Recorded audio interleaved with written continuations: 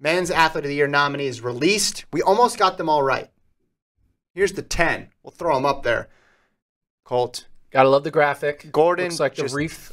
It's like Christmas graphic. It's just an incredible graphic. If they put like red and green like lights on that thing. Look at Kipchoge's face on that graphic. That's a good face. Let's do face rankings. Okay. Who's the best face? So Dos Santos. Kipchoge's number 1. Yeah, Dos Santos is cool with his hand to his ear.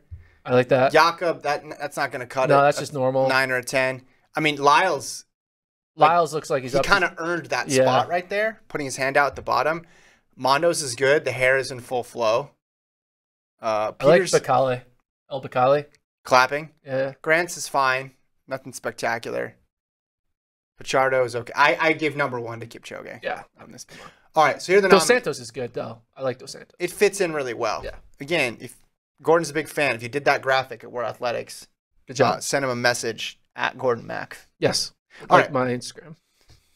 Christian Che, Alison Dos Santos, Mondo Duplantis, Sofiane Albacali, Grant Holloway, Jakob Ingebrigtsen, Eliud Kipchoge, Noah Lyles, Anderson Peters, and Pedro Pichardo. All right. 2 questions on this. 1, who are your top 5? We talked about this yesterday off camera, or 2 days ago off camera, and we disagreed. I think it's an easy top 5. I don't think it's easy. I think it's the easiest 5 you can come up with. I think it's the hardest 5 you could come up with. It's actually, you know what, though? When I looked at Christian Che's record, he could make an argument for 5, but I had 4 before Kipchoge, and those 4 were... Okay, hold on. All right, let's first get... We both have Kipchoge. We both have Dos Santos. Yes. We both have Mondo. Yes. Lyles. We both have Lyles. Yeah. And then I have Jakob. Okay. But I don't have Jakob. Jakob and Christian Che are I don't have Jakob or Christian Che. Yeah, you have Grant Holloway, right? I have Grant Holloway. Because you know what Grant Holloway did? He pulled off the trifecta. Yes, which you are big on. Indoor world champion, outdoor world champion, and Diamond League. So 11-3. I have him higher than I thought. I have him 7. I put him ahead of El Bacali because El Bacali only had 5 races. And I know the steeple's hard, but I need more than 5. 5-0, that's great.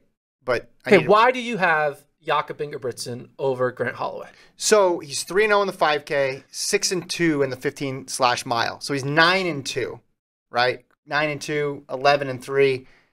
It's pretty similar. It's close-ish. I mean, this is where it becomes sort of unfair. He had the opportunity to get a gold and a silver at Worlds where Grant didn't. I think. So here's the thing, though. Jakob no world got lead. second in the indoor 1500 as well. Right. Well, that was one of his losses. His 2 losses were at World Championships in the 15 and 5. No world lead for Grant either. Again, but see, he could have shut it down post Worlds. No world lead for Ingebrigtsen either. Not in the 15. Is a world lead in the 15? Let's pull that up. He might. Yeah, man, you're barely. You're gonna feel, but barely. It doesn't count if you barely get a world lead because, as we know, track there's just huge gaps between the top people. You're gonna be so mad. I don't know. I just think that Grant won what Grant's mattered. your guy. Grant had the 3 races he needed to win. He went 3-0. Jakob 329. Jakob world had lead. 4 races he wanted to win, and he went 2-2. Well, they both got 2 wins. That's how I read it. No, 3-0 versus 2-2. 3 and what's Jakob the third? wanted to win indoor 15, outdoor 15, outdoor 5K, Diamond League 15. He won 2 of those races. He went 2-2. Wait, what? He ran 4 championship international, everyone in the world championship style races. Indoor 1500, outdoor 1500, outdoor 5K, Diamond League 15. Gotcha. Okay, you're putting the Diamond League on the pedestal of... Yes. Okay. I'm putting Diamond League on the pedestal. He Yeah. went 2-2. Yeah. Grant Holloway had 3 races. Indoor, outdoor, Diamond League. He went 3-0. 3-0 is better than 2-2, which is why Grant Holloway should be in your top 5.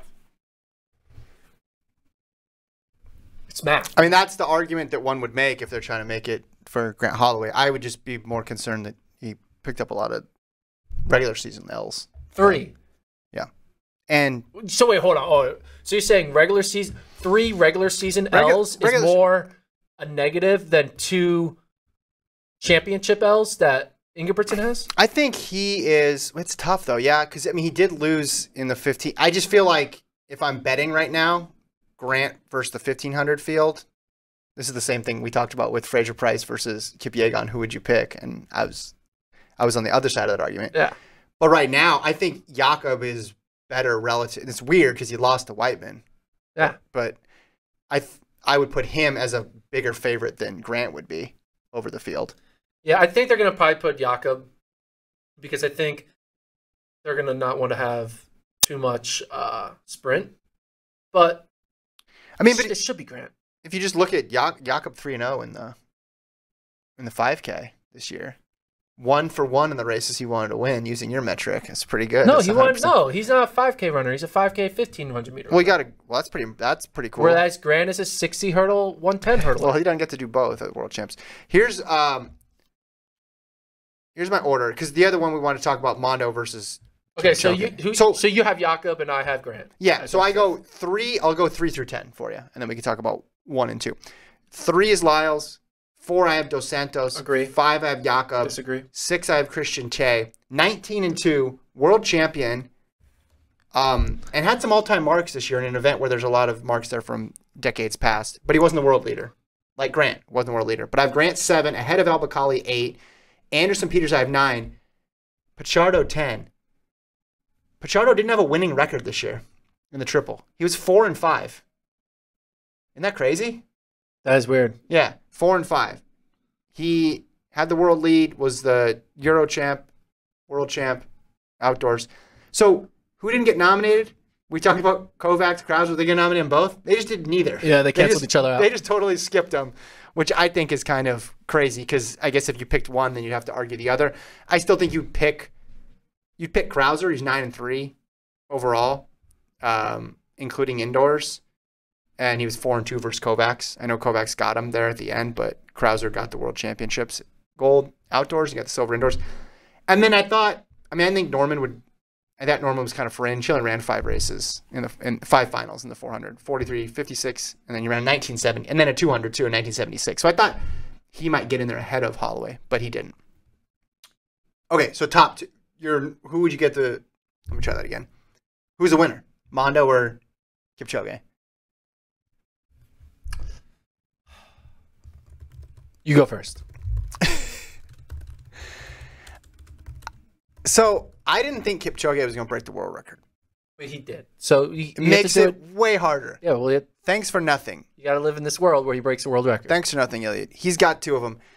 Comparing a marathoner to a pole vaulter is even harder than comparing a pole vaulter to a 100-meter runner or a 400-meter runner or a triple jumper because we don't have things like Diamond League. We don't have things like the World Indoor Championships or whatever. I think I would still stick with Mondo. And I think, in a way, Kipchoge gets hurt by the fact that he's run under 2 hours already, and he's run faster than that time on 2 separate occasions. And let's be honest, I think they're going to give it to Mondo multiple times, breaking the world record, both indoor and out. I guess the one thing is he was 19 and 1. He had a loss. If he gets to 20 and 0, it's an even stronger case. Both these guys have won it before, but actually, you know what? I think they might give it to Kipchoge because then they might be saying Mondo will be able to get back again.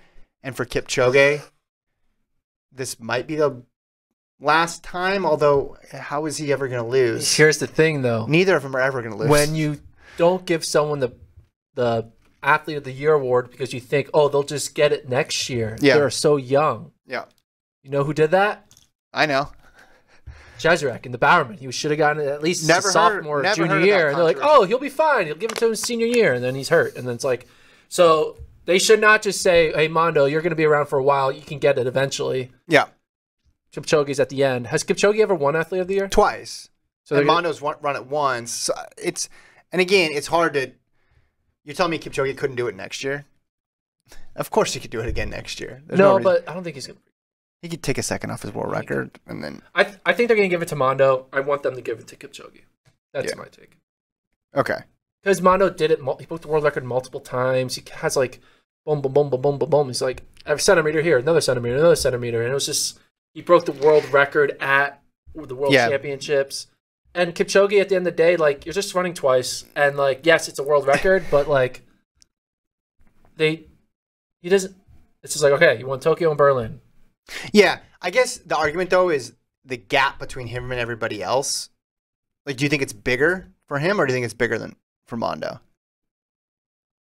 Oh, Mondo to number 2 pole vaulter and Kipchoge to number 2 marathoner? Yeah. It's It's because both events theoretically should have a lot of parity in them. Right? Pole vault, you see upsets all the time. Crazy stuff happens. Marathoning. I think the gap is bigger between Kipchoge. I think the gap is bigger. Gap is bigger between Mondo and number 2. But the way the pole vault is, the odds of Mondo falling to number 2 is a lot more common than Kipchoge falling to number 2 in the marathon. I'd say the gap is bigger for Mondo, but the odds of Mondo having a bad day are higher. He's competing more. Well, and it's interesting. And it's like, Kipchoge, the wind, and like you just have one bad attempt, and then all of a sudden you're like, oh, crap. What's Kipchoge at? About 19 marathons career, and he's lost 2 of them. So it's kind of similar to one season of the pole vault. Like, you're eventually going to lose to one of them. Yeah. I think the gap is pretty similar. You're right that they're more susceptible, perhaps, in the pole vault. But we forget, look at the women's side of things, how much parity there is. And look at pre-Kipchoge. How hard was it to string together a win streak like that? It's pretty difficult. And I just think it's tough because, all right, let's compare them to history. Both of them are absolute legends. Yeah. Right? But both of them we're going to be talking about for 50 years. So that's hard. We're doing this podcast for 50 years? Yeah. Yeah. I had to fill in a thing, where do you see yourself in 5 years yesterday? I put a 0 at the end of it. So 50 years. Let's get real about this. I want commitment. Give me 50 years. So final thought here. If you had a vote, which you don't, how would you vote? I don't have a vote. I would vote Mondo. I think I would vote Mondo. I've talked myself around in circles. I just wasn't planning on him breaking the world record.